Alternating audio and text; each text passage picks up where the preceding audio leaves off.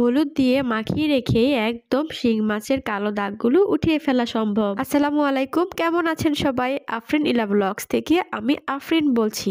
আমার চ্যানেলে আপনাকে স্বাগতম। ভিডিওগুলো ভালো লাগলে অবশ্যই দয়া করে সাবস্ক্রাইব করে দিবেন। সুন্দর করে একটা কমেন্টস রেখে যাবেন যাতে করে আমিও আপনার চ্যানেলটি ভিজিট করে আসতে পারি। আর এই তো দেখেন আপনাদের ভাইয়া আমার জন্য কতগুলা শিং মাছ নিয়ে এসেছে। কখনো কিন্তু আমার শিং মাছ সেভাবে কাটা হয় নাই, তো আজকে সাহস করে এই শিং মাছ কেটেই ফেললাম। আসলে অনেকে আছেন শিং মাছ কিন্তু কাটার ভয়ে বা পরিষ্কার করার ভয়ে খেতে চায় না, কিন্তু এই শিং পরিষ্কার করা কিন্তু অনেক সহজ। তো আমাদের একটু টেকনিক অবলম্বন করতে হবে। তো আমি সিম্পল ওয়েতে যেভাবে আজকে এই শিং মাছগুলো ক্লিন করেছি এটাই আপনাদের সাথে শেয়ার করতে চলে এসেছি।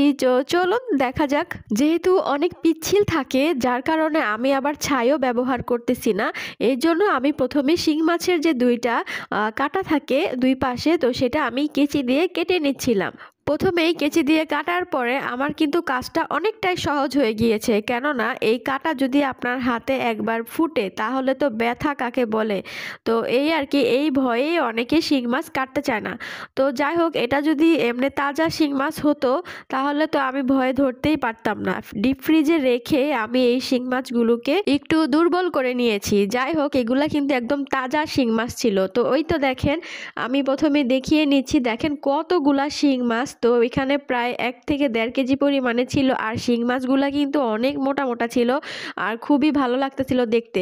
সাধারণত এই ধরনের শিং মাছ কিন্তু আপনি অনেক কিছু দিয়ে রান্না করতে পারেন। তো শিং মাছ আমাদের শরীরে কিন্তু রক্ত যোগান দেয়। এটা কিন্তু আমাদের যাদের শরীরে রক্তের ঘাটতি আছে তারা বেশি বেশি পরিমাণে শিং মাছ যদি খান, বা গর্ভাবস্থায় কিন্তু সবাইকে ডাক্তার এই শিং মাছ খেতে বলে। আসলে সত্যি কথা কি জানেন, আমি বিয়ের আগে কখনোই এই মাছ কাটি নাই, কারণ মাছ কাটা কিভাবে কাটতে হয় বা কিভাবে টেকনিক অবলম্বন করতে হয় আমার দেখলেই কেমন ভয় লাগতো। তো আসলে মেয়েদেরকে বিয়ের পরে সব ধরনের কাজেই অভ্যস্ত হয়ে যেতে হয়, তো আমিও ঠিক তাই।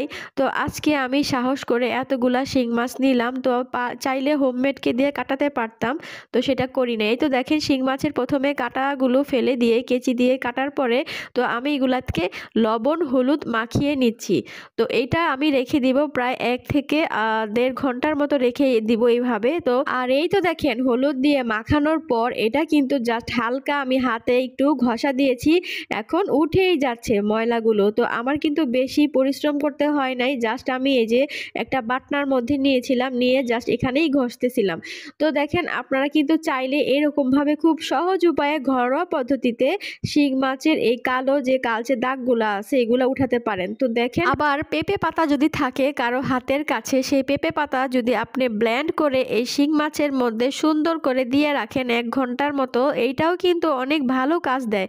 তখনও কিন্তু ঠিক এইরকম ভাবে অটোমেটিক্যালি ময়লাগুলো সব উঠে যাবে। এই শীতের মধ্যে কিন্তু টমেটোর দাম এখন অনেকটাই আমাদের হাতের নাগালে। তো টমেটো দিয়ে কিন্তু ঝোলটা কিন্তু খুবই ভালো লাগবে, অবশ্যই খেয়ে দেখবেন। তাছাড়া এই শিং মাছ কিন্তু অনেকভাবেই রান্না করা যায়। তো যে কোনো একদিন শিং মাছের সম্পূর্ণ ফুল রেসিপি নিয়ে আসবো। তো আজকে আমি শিং মাছগুলো সুন্দর করে পরিষ্কার করার পরে এগুলোকে ধুয়ে কেটে এখন আমি আজকে একটু ভুনা করব আর কি। তো এই তো দেখেন আমি এগুলাকে এখন পরিষ্কার করতেছি। তো দেখেন সবগুলো এইভাবেই পরিষ্কার করে নিয়েছে। তো দেখেন আমি সুন্দর করে টমেটো দিয়ে আর একটা আলু দিয়েছি, তারপরে পেঁয়াজ টেয়াজ দিয়ে সুন্দর করে আমি এগুলাকে ভুনা করছি। তো আগে অবশ্যই শিং মাছটা ভেজে নিয়েছিলাম।